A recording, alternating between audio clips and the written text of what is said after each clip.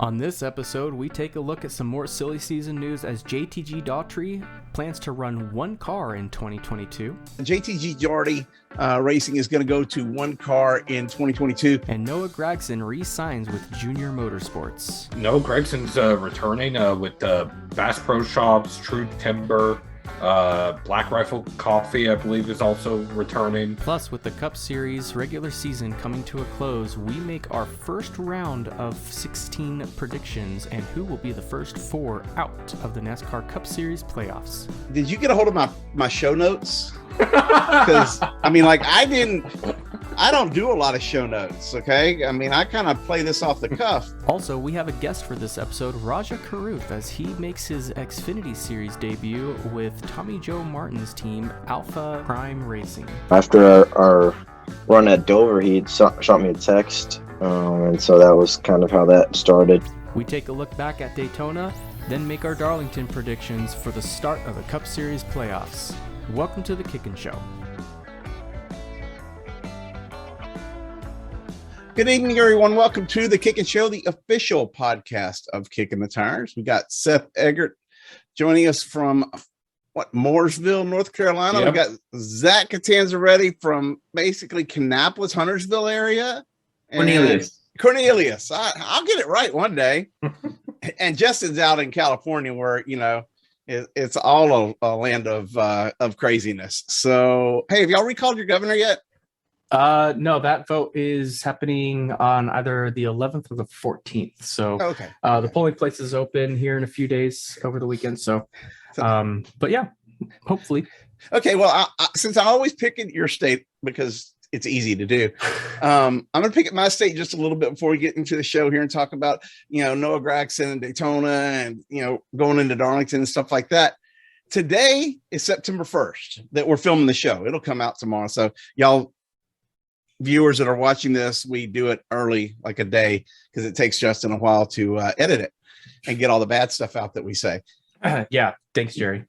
So anyway, today, September 1st, is the day in Texas that all the new laws go into effect.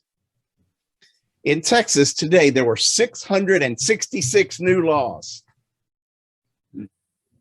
Dun, dun, dun. Am I supposed to do overdub something there? Maybe you should do some, And by the way, we made prostitution a felony today. Just throwing it out there. Oh, but you can carry your gun even if you don't have a license. So walk around with your gun on your hip. Just, don't do anything stupid with it. Keep pants up. You can't make fun of California anymore. Yeah, the fact that prostitution was okay over there up until now, yeah, you guys are pretty stupid. It wasn't okay. It was a misdemeanor. Oh, I'm sorry. It's a slap on the wrist. Yeah. So, yeah. And we're 100% sure that this new law of making it, punishing people that are engaging in sex for money, similar to going out and buying a person a drink at a bar and going back. Anyway, we're 100% sure that is going to curb the problem because it's worked so well with drugs and murder and robbery and drugs and drugs and drugs. Oh, wait, I'm sorry. I'm going to sound like a record there. But anyway, it's kind of like in NASCAR where we make rules and people still get caught doing stupid stuff, because they don't work. Well, talk about getting caught for stupid stuff. I think California still got you topped because we are the prime vacation destination, right? Maybe aside from Hawaii or Italy, something like that. But apparently, if you come out here to the Bay Area, you might want to be aware that there is a new pilot program, according to ABC. A pilot program will initially pay participants at risk for violence $300 per month to act as public safety ambassadors. Well, what are these at-risk violent ambassadors? Apparently, if you go further into this bill, it is basically if you don't shoot people in San Francisco, they will pay you $300 a month. And if you meet certain milestones, you're going to be eligible for as much as $500 a month. What? All right, well let's get rolling here. I'm 'cause lost. We've got some news to break out. Not much with silly season, kind of stuff we kind of saw really coming. But Seth, we'll start with you because Junior Motorsports is bringing back one of their primary stars to the fleet for 2022. Yeah, no, Gregson's returning with Bass Pro Shops, True Timber, Black Rifle Coffee, I believe, is also returning. He hasn't had the best year this year, although some of it might be a little driving style induced because he's said multiple times checkers and records, which kind of has led him into some bad situations. I remember the Daytona Road Course, he ended up in the grass tearing off the splitter along with Mid-Ohio. He grenaded the engine at Coda. So he's just had some bad luck this year. Well, and then to add on to that, Homestead leading and coming to the white flag and then just getting caught up from a lapper who's on the inside and blows their tires and nowhere for him to go. Yeah. So maybe the luck will turn around for him. I'm pretty sure this past week at Daytona, he locked himself into the playoffs on points for the Xfinity Series. So I know he drove attempted the Daytona 500 with Beard Motorsports earlier this year. I don't believe that he has any other cup plans as of right now. I don't believe Beard Motorsports does either, but time will tell. Yeah, for Noah, 2021 has definitely been a step down for him from last year for sure. 6 DNFs this year, and overall his numbers are down from where they were at this point last year. But I would say look for a late season surge from him. Last year he was able to stack up loads of top 3 finishes in the last third of the season, and I've always believed in his talents going back to the Truck Series. He's just never been good at winning. Like even with KBM back then, I think just 2 wins. He had a number of races won, but they just slipped through his fingers, and the very same in Xfinity these past 3 years. So it's been a solid year, but it's been a step down. 9 in the last 10 races this year have been top 10 finishes. That's good. That'll get you 1 round, maybe 2 into the playoffs, but it's not going to get you to that championship 4. And just at his point in his career, that's what you have to start doing. Yeah, I'm listening to you, and you're like, yeah, Noah's a great driver. He just sucks at winning. Yeah, he basically isn't a Kevin Harvick. He's not a closer. At least he hadn't been lately. But no worries, because Kevin Harvick hadn't been closing out anything except for, skating by on the top 10 finish as well. So, hey, I wonder what it feels like to be Eric Almirola with the only win at Stewart Haas Racing this year. Who would have predicted that? My gosh. So, yeah, so no worries for Noah. It's cool to see him to re-sign with Junior, but kind of we knew that was coming. I'm thinking, and I'm hearing rumors, and maybe Seth, since you're right down the street, I've heard rumors that Junior may be going like Cup racing at some point. Have you heard that? I have, although it keeps going back and forth between whether they're doing it possibly next year or 2023. I've heard both off and on, and some from very good sources, some not so much. And I think Kelly Earnhardt Miller even mentioned it on Sirius XM that the earliest they would do it is 2023. Whether or not they do it sooner, especially with charters seemingly being more on the market, although more expensive, but more on the market the past few weeks. Maybe there's a charter out there for them. Who knows? Who knew that there was a Starcom charter coming up? That one kind of caught me off guard earlier today when I heard Starcom was going to, was supposedly selling their charter. Yeah, that one, I'll be honest, I had heard something like a couple months ago, and I just shrugged it off because it wasn't something that seemed serious. And for one, and for another, where it was Starcom, a lot of their plans are year to year as it is. So it's something that wasn't always out there that you knew exactly what they were going to do until the end of the year anyway.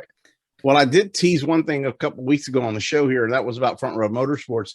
And I asked Michael McDowell about his path for next year, and he says it's uncertain what he's doing, but he's going to be driving.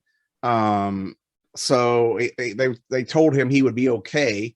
So I got that information at Daytona. So that doesn't mean that he's not, there's not going to be some kind of a partnership like I, had talked about earlier, with Front Row fielding a car and then getting rid of one of their charters and selling it off. So I think there's still a lot of play in the silly season coming up, especially, after what we saw at Daytona.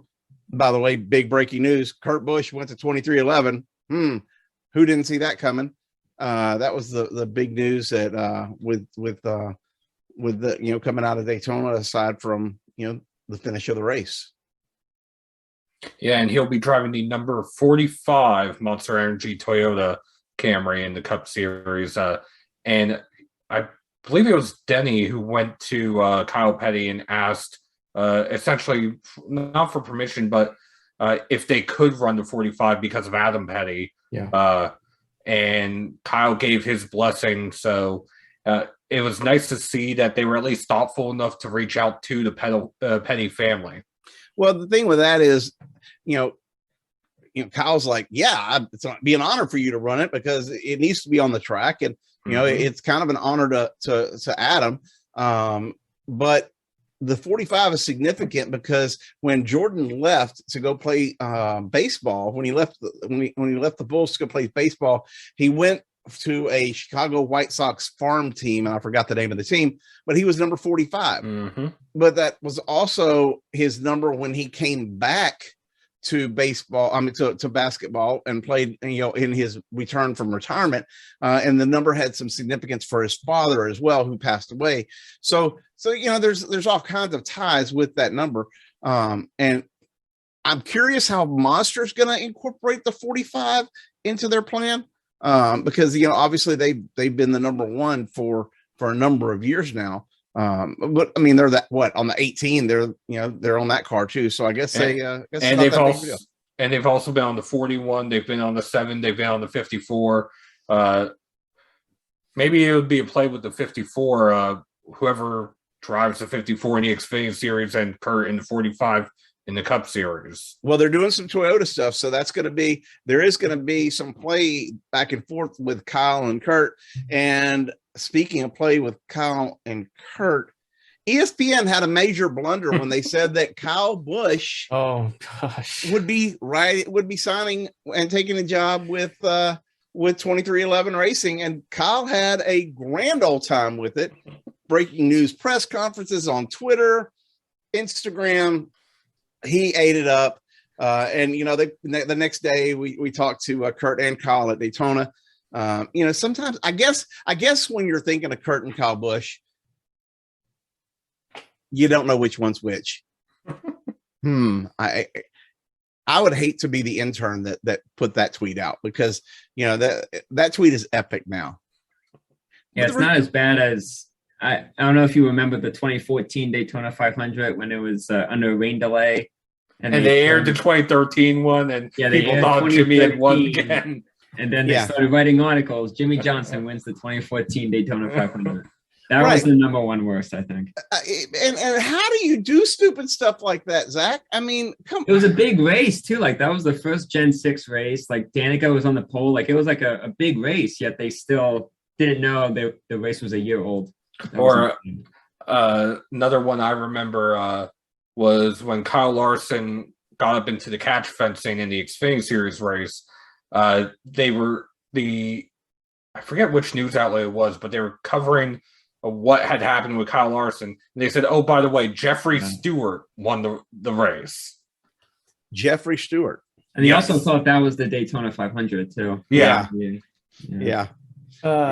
has ESPN last cared about NASCAR? Well, my tweet 2014.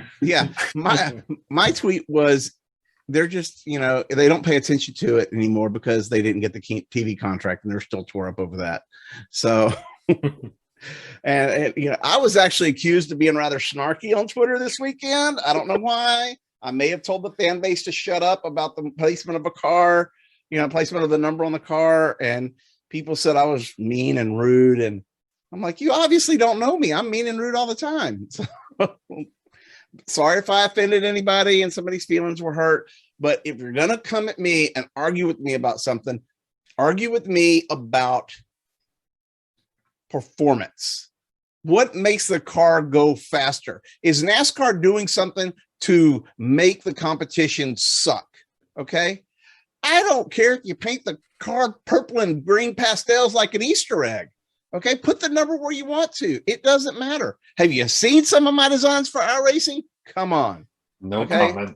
So yeah, I come up with some of the most outrageous crap for paint schemes. So I have no problem with where the number's at. I will say this: it looks pretty good on that truck that we're sponsoring this in the Road to Pro. Yeah,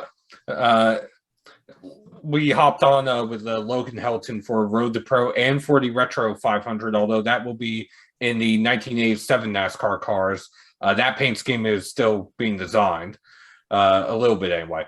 But yeah, we're going to work with him at least for some iRacing stuff the next month or so. And we're back on track, essentially. There you go. So how's the rest of the iRacing world happening? What's going on? Well, in Monday Night Racing, I scored a top 10 finish this past week. Robbie Lyons on a strategy stayed out on 8-lap-old tires, won his first Monday Night Racing event, and he was in the championship for it, and he won the championship, beating out Garrett Smithley, sim racer Adam Cabot, and someone we may have on the show a little later, Rajah Caruth. Wow! Did you ask Rajah about it when you talked to him? I'm pretty sure it will come up. Okay, I'm pretty sure awesome. It will come up. But also the Coke Series was back in action last night. Bobby Zelensky, also with a brilliant strategy call, decided to try to make it on fuel the last 72 laps at Darlington. So with 5 to go, his tires were shot. He was about to get past for the lead. Caution comes out for a single car spin. 2 overtimes later, after everyone is pitted for fresh tires, Bobby Zelensky had gone from 15th to win the race. There you go. That's all it takes, a little bit of strategy. And that locks him into the NASCAR playoffs. Unlike, Austin Dillon, who couldn't get into the NASCAR playoffs this past week. And I don't know if y'all saw this. I commented on Twitter. If you haven't seen this, go find Davey Siegel's Twitter account from today, and he does an amazing recap of the race at Daytona with this past weekend with the whatever it was 400 that we were racing there. What was it called? The Coke Zero Sugar 400. Coke Zero Sugar 400. Zach, you were there. What were your highlights of the race weekend, aside from the fact it was hot and we sweated like fools? Oh my gosh, it's so hot. I had to make sure I talked to people to ask them, is it like the most humid race ever? It was insane. And I remember on Friday, of course, it ended up raining and everything, but the sun was behind the clouds. I'm like, okay, it's just humid, but I can live. But then on Saturday or Sunday, it was once that sun came out, you just can barely be outside. But other than that, it was a hell of a race. Especially the Cup race. It was the most lead changes at Daytona in 10 years, back to 2011. And outside the tandem era, it was 2001, 20 years. It was an incredibly competitive race, constant excitement, epic racing. Only for a little bit they would get single filed out, but from there they would just rebuild. And within a few laps, we're back to side by side. And, it all led to a climax at the end. I remember turning to Matt Corson before the last restart. Was shooting from pit road, and I told him, dude, there's 4 of the top 6 here would be a first-time winner this year, and all of them would totally destroy the playoff, leaderboard. It was Chastain, Buescher, LaJoy, Bubba, Newman. It was every single drive. My pick, Suarez. he laid back all night long. Suarez was hanging in the back. He got a little bit of damage, didn't make a noise, earned no stage points, but right at the end, he planned it out perfectly, went for the move. I don't think he was going to win. I think him and Harvick were probably going to get kind of stuck side by side. But I think, he was going to have Kurt pushing him, and unfortunately Kurt kind of mistimed it. But it was just what De Benedetto had a shot at one point. It was just everything you can ask for, when we come to ending the regular season at Daytona. That's what it's all about, is that everyone has a shot all the way into the end. There's nobody's safe unless you're safe on points of winning. But anybody in that top 30, I mean, Corey LaJoie, man, that was the race of his Cup career. And I got to hand it to Sarah. Sarah picked him to win in the whole race. I'm like, damn, Corey's up front. Sarah might actually shock us all and do this again for 3 straight weeks. I was gonna say, if she wins 3 in a row, the racing's rigged. She's, or I'm taking her to Vegas. Okay. Yeah. Well, taking her to Vegas if she picked that. Well, granted, one of our picks did actually finish runner up though. Yeah, after Busher got DQ'd with a illegal truck farm out. Yep. Didn't I finish 3rd though? Yeah. Who did you pick? Newman? Yeah. Newman was 4th and moved up to 3rd. Yeah, and Bubba was 3rd and moved up to 2nd. And I was 3rd and I got crashed. You were 3rd and you got crashed. My guys keep getting wrecked. It doesn't matter who I pick. I pick Larson at Pocono. He blows the tire in the last lap. Austin Dillon at Michigan gets taken out. Suarez here. I don't know what to do. Although I do want to say, Greg, that we're talking Cup right now. Since when was Colleague Racing the DEI of the Xfinity series with the way they run those super speedways? I'm just surprised they didn't get caught for cheating again. That was nuts. I mean, there's a reason why I put this car up here tonight. I mean, before we get into that, we did skip over one story. JTG Daugherty Racing is going to go to 1 car in 2022. You guys seem to think that they're going to kick Ryan Preece to the curb. I'm not so sure.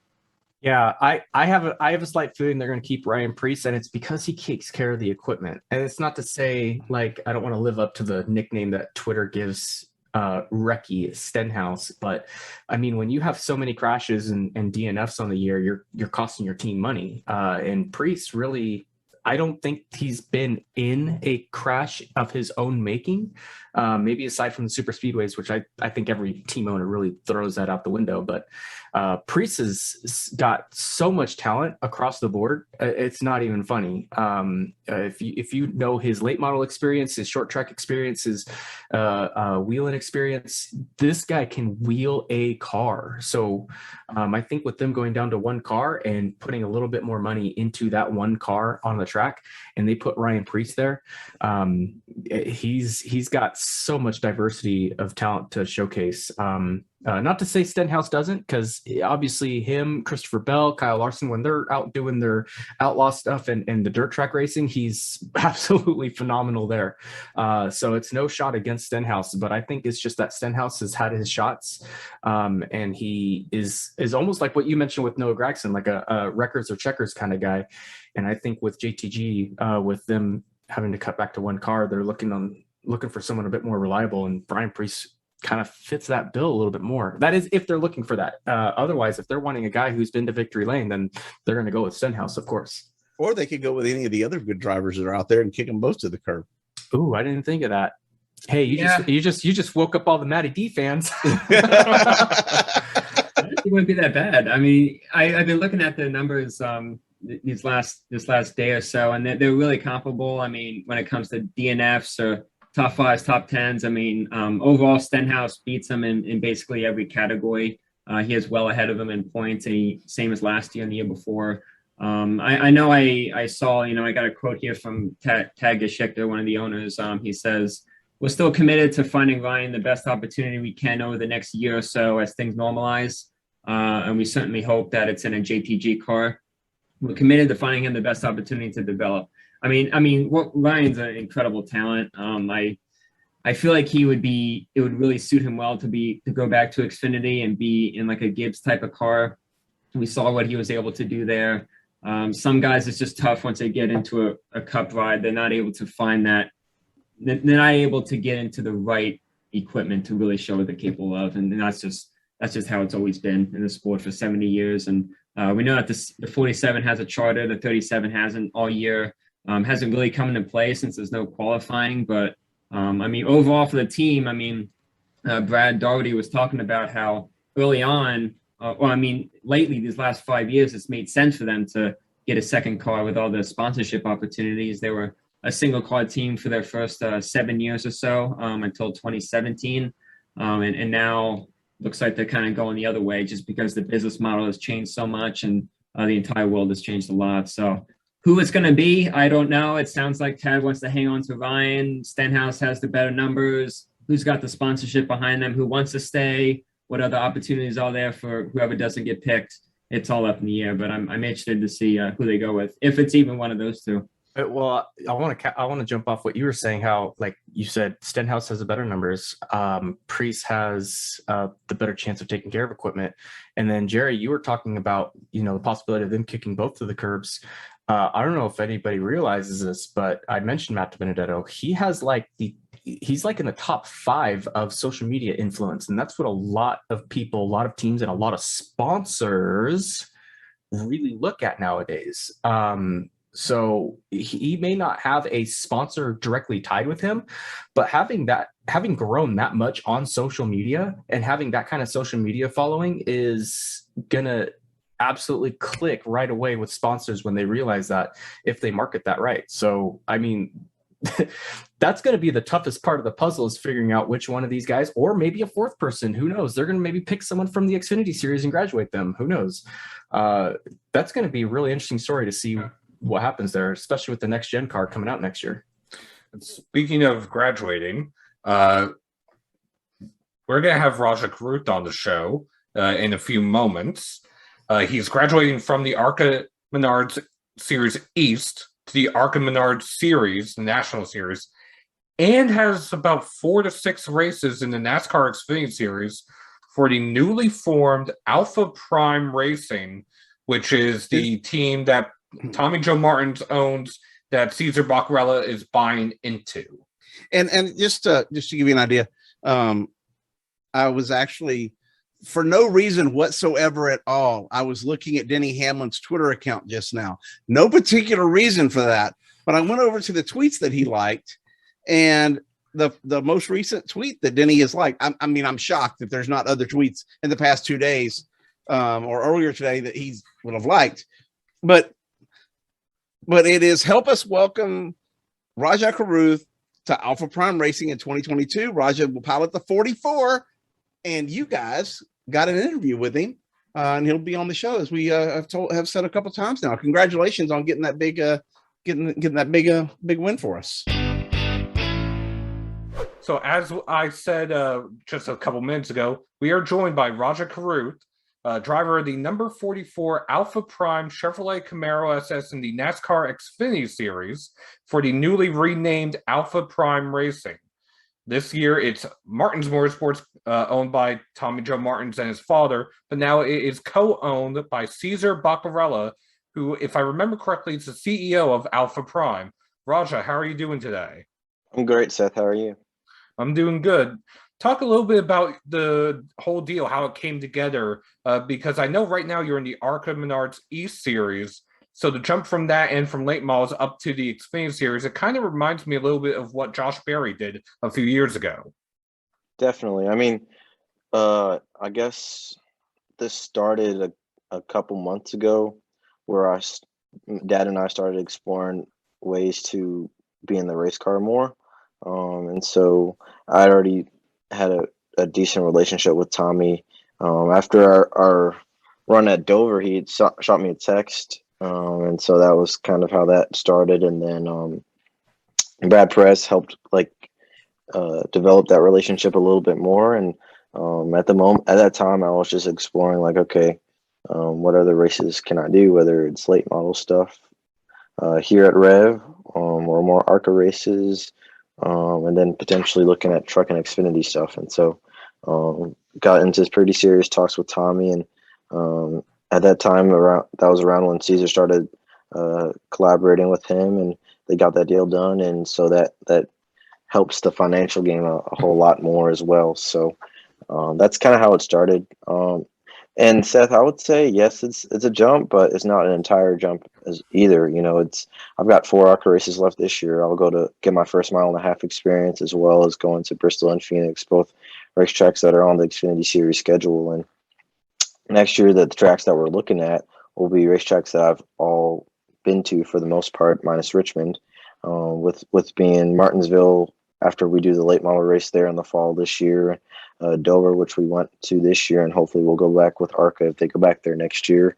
Richmond will be a new place. Kansas will be a place that we already went to this fall, and we'll be on this racetrack at the same time or same weekend with the ARCA stuff. And then looking at Pocono as well, which if it's the same as this year, we got a whole ARCA test day. So that's going to pay dividends into having more track time before the Xfinity stuff, regardless if we have practice or not. So yes, I think it'll be a big jump, but at the same time, it'll be something that I feel personally prepared for. And I've got people like Mark Green, Bubba Wallace, Corey LaJoy, people that I can lean on for advice and pointers about really behind the steering wheel and how to approach it mentally as well.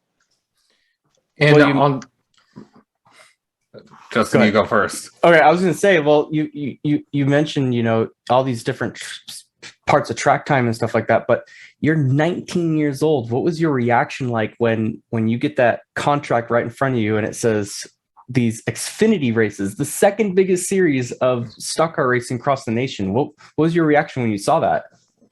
Man, it was pretty surreal, Justin, but I think where it really like sunk in for real kind of was like yesterday or a couple of days ago. I did Davey Siegel's podcast, Victory Lane, and I had my Alpha Prime shirt on, and you can know how you can see the camera on Zoom. Well, kept seeing the Xfinity Series patch on my shoulder, and that was kind of a moment of like, really, like, is this like legit? So at the same time, man, like I would like to stay as like chill as possible because I know a lot of things can change, and Martinsville is going to be in like April, so that's a whole, I can't do math, but like 8 months probably. So just a little chill until then, and then I guess we can talk about what it's like to make a first Xfinity start as well. And in those 8 months, you'll also have some ARCA races, not only this year, but next year you're running full-time for Rev Racing as well. So you'll get a little bit more experience on the mile and a halves, probably Daytona. I know that's not on your Xfinity schedule as of right now.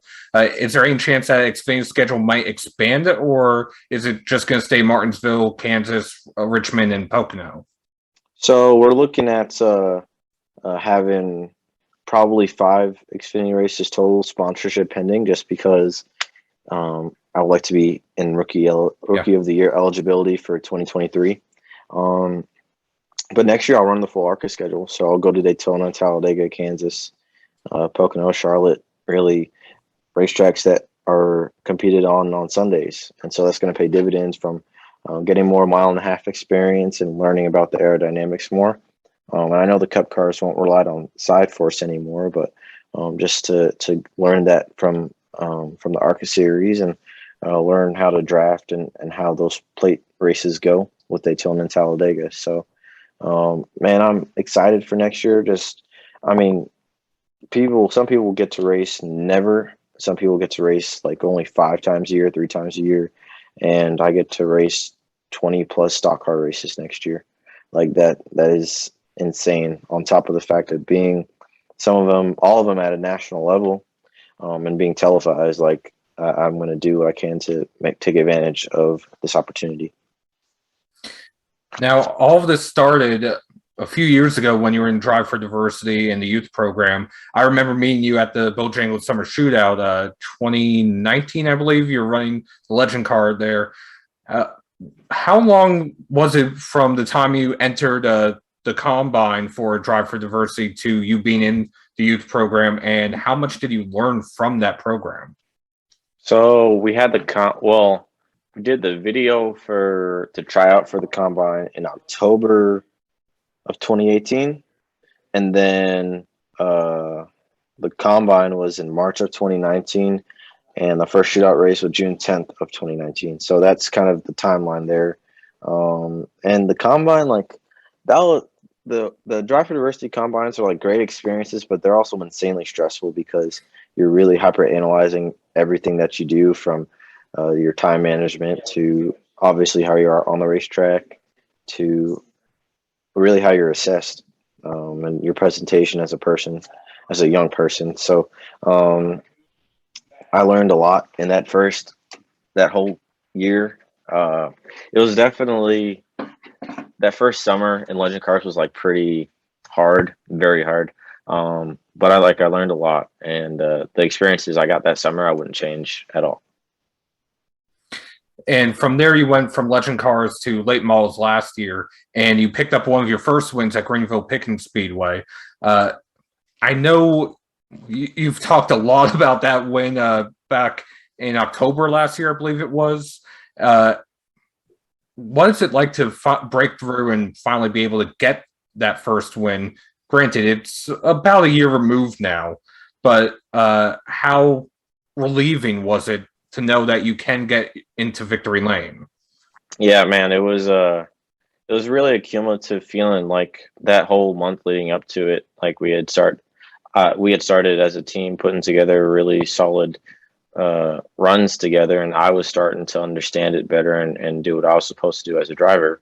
Like at Florence, we blew up running second, and then Hickory ran fourth, and then Myrtle Beach was going okay before I kind of caused a wreck. It was a racing deal.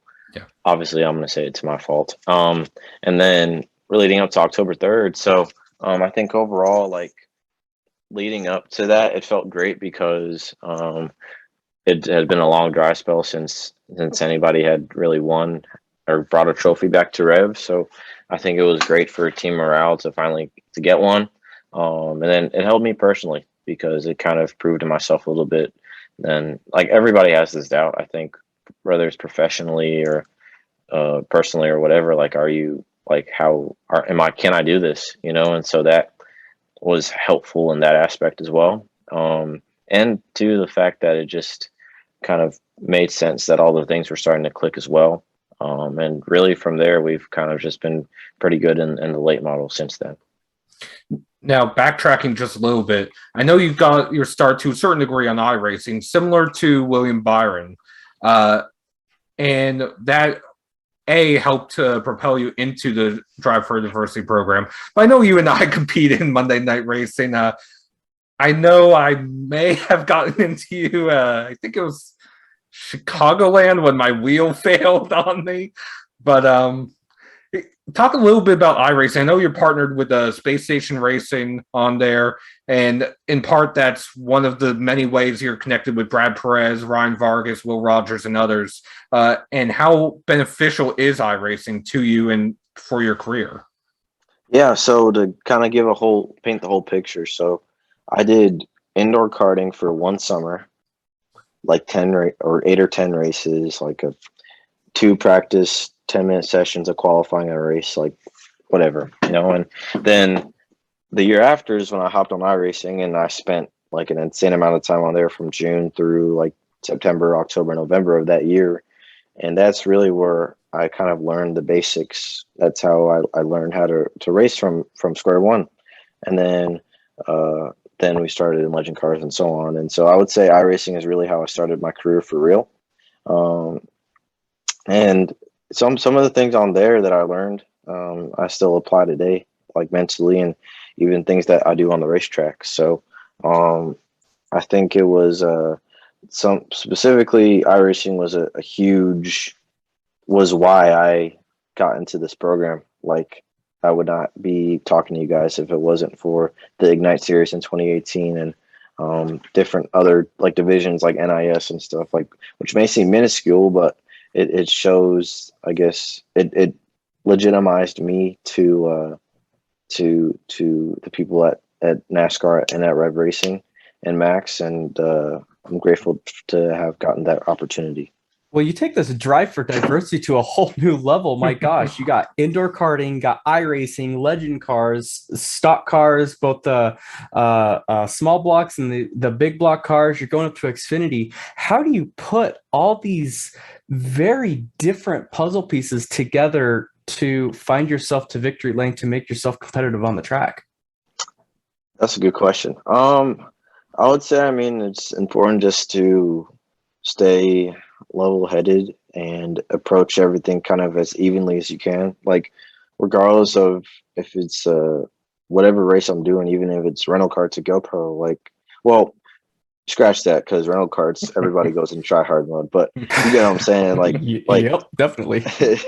just to run all the laps and learn. Like, you're not learning if you're tearing up stuff, if you're like not thinking critically.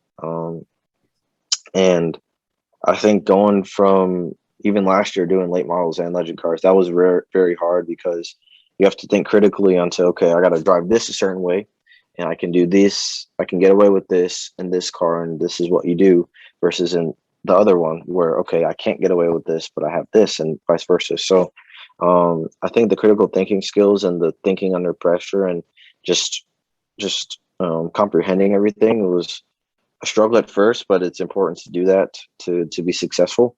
And then luckily, I guess through this year with getting wins at Hickory and Tri-County, we really I personally started to understand it even better, until where like I can have dialogues with my crew guys and we can talk specifically about what the car, like what settings we bring to the racetrack. And I physically understand like what we have and say, okay, I like this. Let's bring this to this racetrack. All right, we tried this change here. I want that same feel here, and vice versa. So I hope that answered your question as well. Yeah, and I guess the other side questions you've mentioned a couple times your dad. So how have your parents been involved? Have they ever, have your dad or your mom raced, or anyone else kind of distant in your family? Have they ever raced, or are you kind of the first blood to go out there and put it out on the track? Yeah. So my dad was born in St. Vincent and he immigrated to New York in the 70s. My mom was born in London. She also came to New York in the 70s. So no racing like whatsoever. Like I'm an inner city kid. Like I did not grow up going to the racetrack. The reason I got into racing was like seeing it on TV or like getting diecast or watching their YouTube, like very removed from the world of racing. So I didn't grow up going to the racetrack and like was kind of naive to or not near the world of stock car racing and specifically NASCAR. So what was that first picture of a race car like for you? Like when was the first time, do you recall, like when was that first time of seeing a race car and going, whoa, this is actually really interesting? I would say I don't have a memory like that. I have memories of seeing races. Like I remember watching the 2009 Carfax 250 in Michigan, where Brad Keselowski won. I remember watching that race. I remember watching Tony Stewart won the championship in 2011, and AJ Allmendinger win at Watkins Glen. Like I guess specific races. But I mean, from what I've been told by my parents, like I didn't phase out of it. Like I liked planes and stuff before I got into racing, and then it just never went away. What was the first race that you went to in person? The 2014 Virginia 529 College Savings race at Richmond International Raceway. Still Richmond International in my heart, but now it's Richmond Raceway. Old school, I like it. And what was the first diecast that you got, since you mentioned diecast as well? Man, I don't remember what the first one I had was. I remember I had a Bobby Labonte Cheerios 2008. I had a Tony Stewart and Dale Jr. 06, because it was a Gen 4, and it was like the Dale Jr. that was like, it wasn't the Budweiser, it was like the ones you got at the store. I had the 2007 Harvick All-Star Race win. I used to love that car, and I lost it too. I remember I had a Montoya 2008 COT, I had a McMurray 09 COT. I can't remember the first one I had, but I remember like some of the first ones I had. I had a Menard 2011, a Burton 2011. You remember the platinum ones that had the hoods come up, the 164s? I had the Old Spice and the Office Depot Tony Stewart combo of those. And Man, now I'm just remembering it all. I had like a couple of 187s, but it was Yeah. like from like the Gordon 2007, Jimmy Johnson 2007, Matt Kenseth, and I lost those two. Oh That was man, it. Kids lose diecast, so that's why the parents always keep them in the box. Yeah. I didn't understand when I was a kid, but now I totally get it. So, Yeah. By Yeah. the way, if ever you need a Lionel Racing warehouse, Seth has plenty of that there at his place. You can kind of As see you a can small see, glimpse yeah. right there. Nice. I guess just one final question. We'll kind of finish off this whole thing a little bit on the fun side, but you are a sophomore at Winston-Salem State University going for a motorsports management major. And now that we've kind of heard your story, this all makes sense why you're going for this degree. So long term, obviously, you want to race the car. You want to be the driver. You want to be the one behind the wheel. That's kind of clear from your story. But with this motorsports management major, is that kind of your fallback? Like, what are you hoping to do in the racing industry besides racing? Yeah, so that's my backup plan, but I don't really forecast it being like instituted. But I guess once I'm done as a driver, hopefully decades down the line, I'll be able to use what I gained through this to be present in the sport. I mean, I would like to make it my life's work to leave a legacy. And then plus, like as a black kid, like it's important to get my education.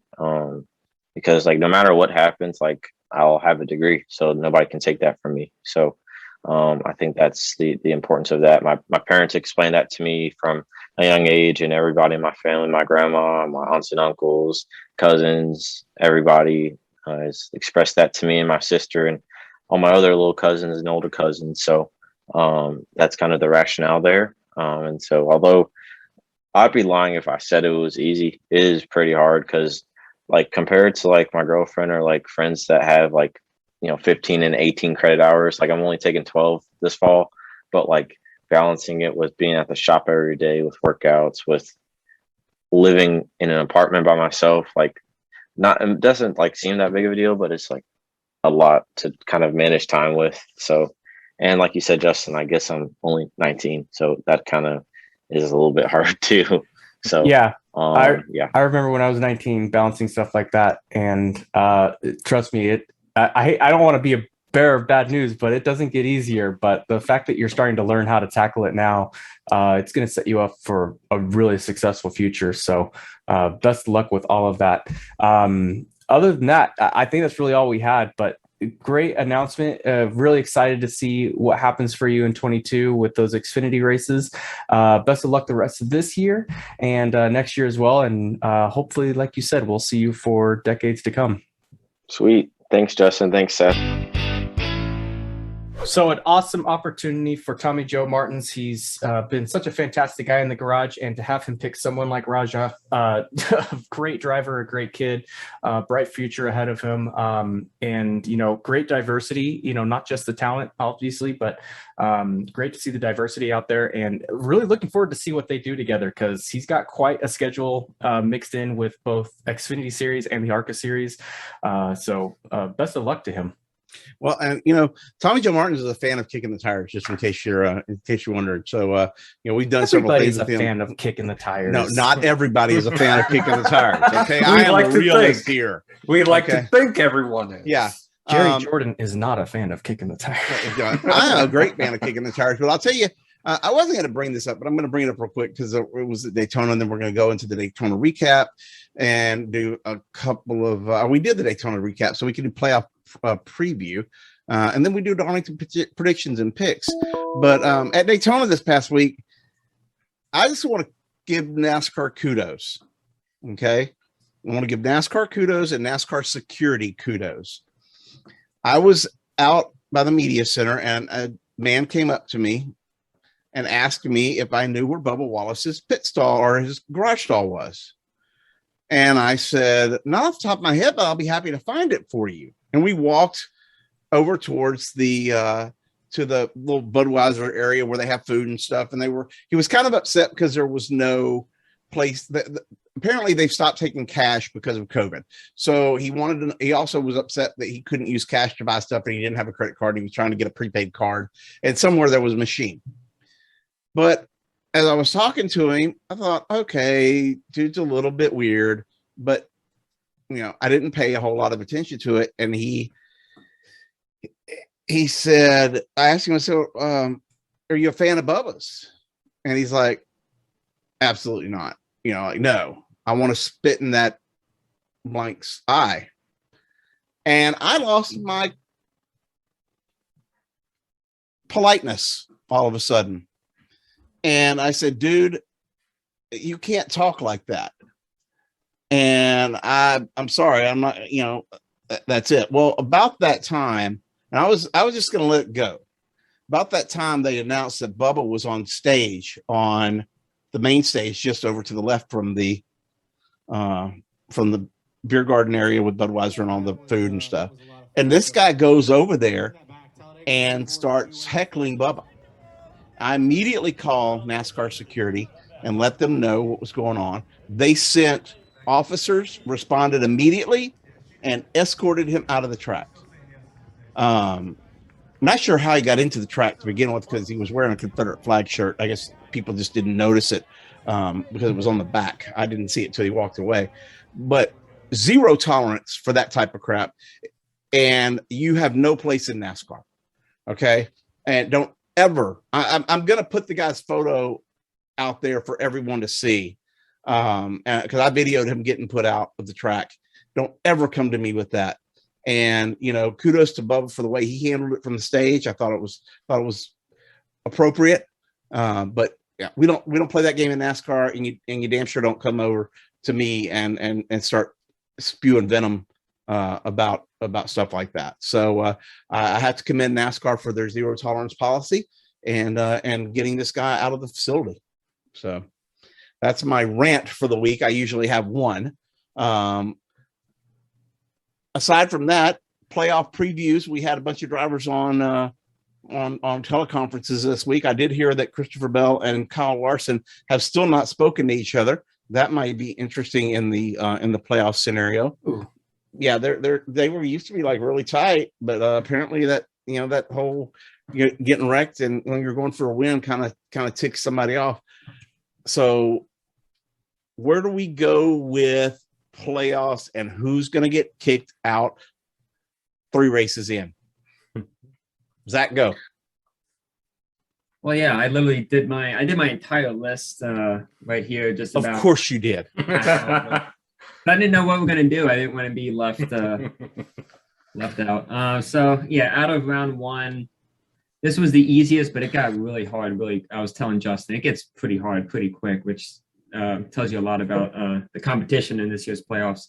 I would say for round 1, Michael McDowell, I don't feel like he'll be able to advance. Got some short tracks here, and it just doesn't really fit his style or the team's. Eric Almirola, I don't believe he'll advance. After that, I mean, I have to start thinking. But I think Tyler Reddick, I mean, he made it by the skin of his teeth, and I just don't think he will be much of a threat, though he is pretty good at Darlington, I feel. And then Christopher Bell, I think he's going to be knocked out as well. It was either him or Harvick or Kurt, and I think their experience will kind of give them the upper hand. So I think Bell will be eliminated. So those are my 4 who aren't going to make it too far in the playoffs, unfortunately. So Michael McDowell, Almirola, Reddick, Bell, and Bell. Mm-hmm. Okay. I'll make my picks easy. I think Austin Dillon, Matt Benedetto, Chris Buescher, and Ricky Stenhouse Jr. are not going to make the round of 12. Damn, how'd you know? It's like you watched that last week race or something. Damn. Wow. So, go ahead, Seth. I'm still. Well, for me, like Zach, I don't think McDowell's going to make it out of the round of 16.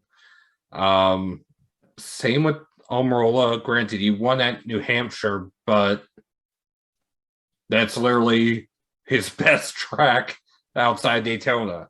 So it was kind of hard not to see him win there. After that, I agree with him on Bell. But I think it's going to be Harvick not making the round of 12. I know that got your attention, Jerry. But, Well, I'll tell you why. Why? Because I'm picking Harvick to be the first one out. So you think the 16th seed is going to stay 16th? I think Harvick goes out and there's not a whole lot of saving him. So, but yeah. Go ahead and finish up, Seth, and I'll do my... the only thing that would save him, in my opinion, is a win. Just the team has not had consistency. Granted, yeah, he's gotten top 10s, but like Noah Gragson, it's only going to get you so far. Top 10s will get you through the first round. Yeah, but lately those top 10s have been top 15s, if not top 20s. Yeah. Then again, one wreck can ruin your whole round. I mean, the points are so close.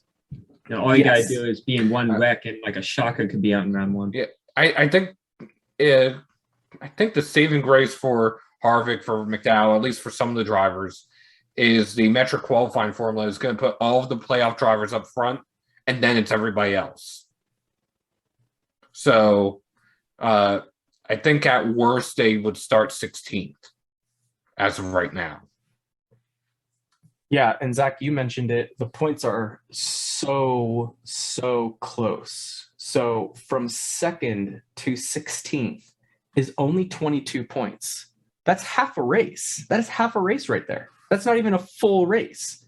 I mean, obviously Larson with his 5 wins and all his stage wins and winning the regular season right there at the end, he's what, almost 25 points, almost 26 points. No, 28 points ahead. Yeah, 28 points ahead of Ryan Blaney, who also stole the 2nd seed with back-to-back wins. That guy was like the 12th or 11th seed before Michigan, and then his back-to-back wins put him up there as the 2nd seed, tied with Truex. But still, like, holy crap! But Seth, you nailed it. One person crashes, and this whole playoff grid is messed up. Because all it takes is Blaney DNF, and he's at the bottom. And here's my one thing. I said it's the saving grace for some of them that the metric qualifying formula is putting the 16 playoff drivers 1st through 16th. We could very easily have a wreck, especially with the repaving of turn 2 at Darlington, have a wreck and see 4 or more get wiped out on very early. Are y'all ready? Are y'all ready for mine? Yes. Well, do you want to do yours last, or you want me to do mine real quick? Or okay, go ahead and do yours. Yeah. So I think Michael McDowell is actually going to make it this first round. I think Kurt Busch is not going to make it. I think Brad Keselowski is not going to make it. I think Kevin Harvick is not going to make it. And I'm torn between. So who did I say is not going to make it? Keselowski, Busch, Harvick. I do not think Almirola will make it. So that means Reddick, McDowell, Bell, and all the others are going to make it into the round of 12. I almost feel like you're trying to guarantee it's going to be a new champion because you picked 3 of the past champions there. Okay, so did you get a hold of my show notes? Because I mean, like, I don't do a lot of show notes. Okay, I mean, I kind of play this off the cuff. Kevin Harvick Outsville. Okay, Brad Keselowski Outsville. Hate it for Brad. I really like Brad. He's a nice guy. I disagree with you on Kurt Busch because we're coming up to 3 of his best tracks. He's got 3 great tracks we're coming up to. Okay, so that's out the window. And after my long argument with Eric Almirola, I kind of became a fan of his. He's a really nice guy. And I admire him in a lot of ways. but I think the entire Stewart-Haas organization is out after the first round. So Kevin, Eric Almirola, Brad Keselowski, and dun dun dun, Alex Bowman. Oh, And I Not the like showman. Alex Bowman, probably the nicest kid in the garage. So I that is one of those that, man, I would almost pick like Denny Hamlin to go out, but Denny is just strong. I'm afraid Alex is going to get caught up in something. And remember last year, y'all thought I was crazy. I said Kevin Harvick wasn't going to make it to the Final Four, and y'all thought I was nuts. So, well, with your logic, Kurt Busch coming up on his best 3 tracks, where have Harvick and Hamlin been all year? Well, there's that. I don't know if you realize this, but Harvick has only led 109 laps, and out of all the playoff drivers, he's only beating 4, I think. Yeah, Harvick's led more than 109 laps in like multiple races before. Yeah, it's crazy. That's his 109 for the year. Yeah. That's 26 races in. That's pretty bad. Wait, I have a question. Has Harvick won a stage this year? No. That would be a negative. So why does he have 2002 points? Because he finished 8th in the regular season. Yeah. Or sorry, 9th in the regular season. Because the top 10 get playoff points. Got it. Okay. I'm like wondering where those points are coming from. In his words, they still suck. They just suck less. Tyler Reddick has 3 stage wins. Like, oh my gosh, jeez. I'm telling you, this year is chaos. No one saw this coming. Chaos. I mean, you got Chase Elliott, last year's champion, up there, and then obviously I think we all kind of saw Larson, but Blaney, geez, this is gonna be nuts. I think Zach nailed it. This is gonna be like probably the easiest cutoff that we have, and then everything else is just gonna get tougher and tougher. Well, I like I said, I hate picking Bowman. Because I just feel like there's going to be some trouble, and he'll end up getting. I mean, we're going to Bristol, we're going to Richmond, going to Darlington. So that's our picks as far as who's going to be out. But what about for winning Darlington? We have 3 races to pick for: Trucks, Xfinity, and Cup. Which do you want to pick first? Because Xfinity comes first on Saturday. Let me ask you this. Are we in Xfinity playoffs yet? When did they start? They don't start until Bristol. Okay. That's 3 races from now. Yes. So we go Darlington, Richmond, Bristol. Oh, we're counting points already, right? Yes. I decided to just start counting points to make it easier. Okay. So, whoever's last pick, and then that would be me for Xfinity. Real easy. I'm going to go with I'm actually going to go with somebody who I said has been struggling this year. I'm going to go with Gragson. Oh, dang it! That was my pick. Because I mean, that's a solid pick. Because especially with this re-signing, that probably is going to give him that confidence boost. He kind of seems like that kind of person that needs that mental confidence boost, and that flips a switch, and he, I think, finds his groove. So it's a good pick. And Jerry, you are next to pick. Oh, I'm next to pick in Xfinity. Yes. Part of me wants to just pick Brandon Brown, but. Yeah, I wouldn't do that. Well, I mean, I'm next to last. I don't have much to lose, and by God, his luck's got to turn around sooner or later. And if he wins, he's in. Think about it. Yeah. He was on the roll to win this past weekend, and his fuel tank ran dry. So, are you locking that in as your pick? No, I'm going to lock Harrison Burton in. Okay. I'm daring, but I'm not crazy. So, Zach, you are next to pick for Xfinity. Denny Hamlin, of course. He's got I technically, feel like picking on. technically he's got 11. You don't get points if he wins Why not? because he doesn't get points. I'm sure Seth can do the math on that.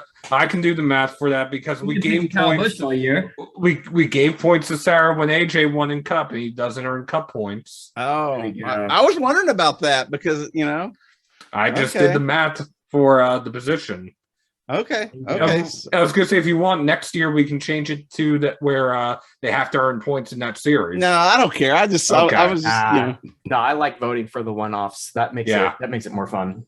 Yeah. And Denny's a one-off. This is like the only Xfinity race he runs every year. And technically, he's got 11 straight top fives. One of them was a DNQ in 2019 when he won. Or, yeah. 5 Is- other wins. is Every Dale- time he wins this race, he's crazy Is good. Dale Jr. running?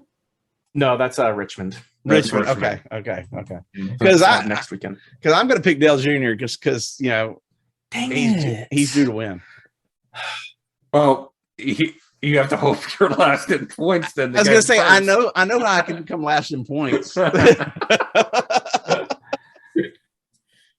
Well, Justin, you're next to pick for Xfinity. Yeah, so I'll just say right now, Rachel's gonna pick Austin Cindric. I'll let her have that because I am going to go with Daniel Hemrick, who will be driving the 18 car. I mean, he's just put together solid races. I mean, a few of these he's led coming down to the wire and just some bad luck. So I think he's going to be a solid pick for Darlington. Okay, so moving on to trucks because that's the second race of the weekend. Jerry, you pick first for trucks. Austin Hill. Okay. And picking second for trucks is Justin. Sheldon Creed. I mean, he's just kind of like the truck guy right now, so he's gonna do just fine with the lady in black. By the way, with the truck race, do you realize that the truck race is longer and further than the Xfinity race? Xfinity race is only 147 laps, and the truck race is scheduled for 183 laps. Well, that's because the truck race was moved from Canada, and they kept it at the 250 miles that it was scheduled for. So it would have been the Chevrolet Silverado 250 at Canadian Tire Motorsport Park.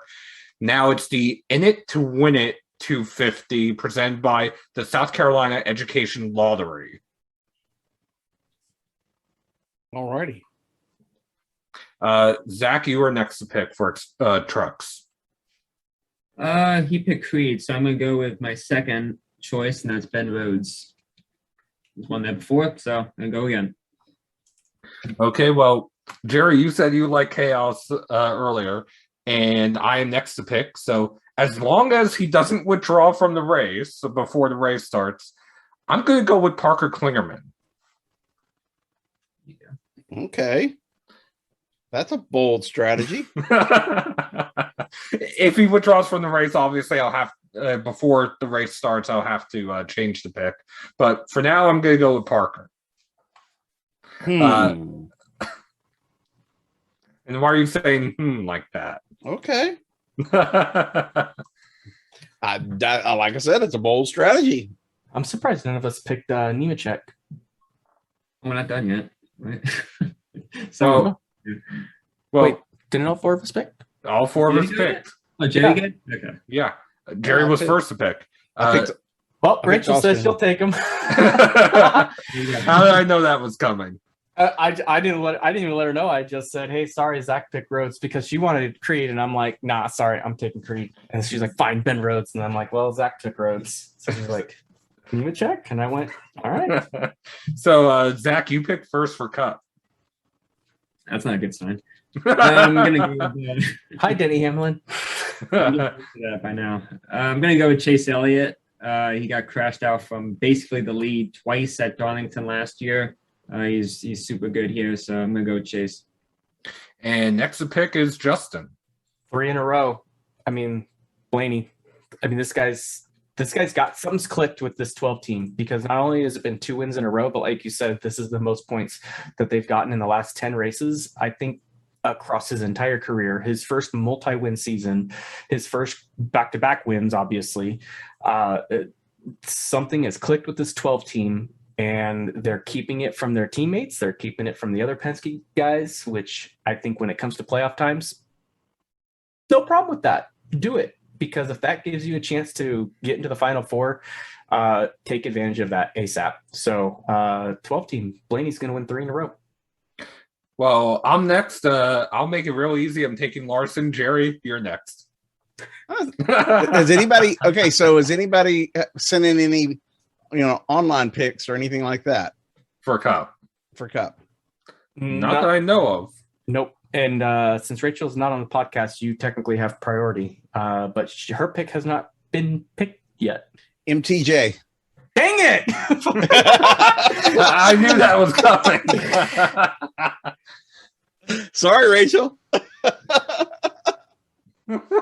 Martin Truex Jr. has 2 wins. Now, I was going to say David Pearson, who has like a gazillion wins, but he's not racing. And Jimmy Johnson retired. So those were out of the question. So I went with the next logical pick was, well, actually, the next logical pick would have been Kevin Harvick, but I think he's going to get caught up in a wreck.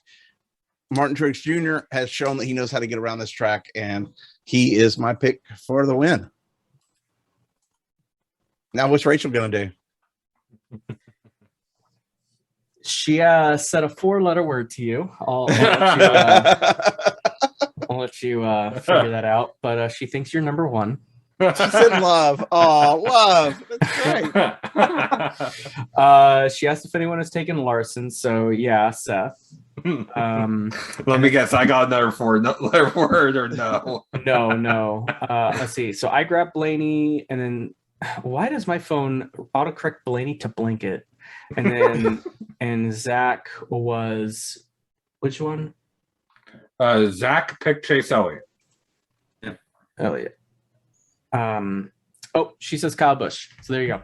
That's pretty. And good he's pick. got a win here. So there's some strategy in that move. So good for her.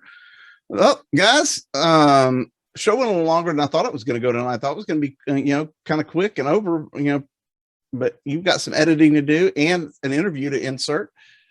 That's going to do it for us here this week on the Kicking Show. Be sure to tune back in next week. Like, follow, share, hit us up on social media. We're there for you. KickingTheTires.net every week. And thanks for all you guys do on the staff for making this possible, because I know that I'm a slacker. That'll do it for this week. We'll see y'all down the road.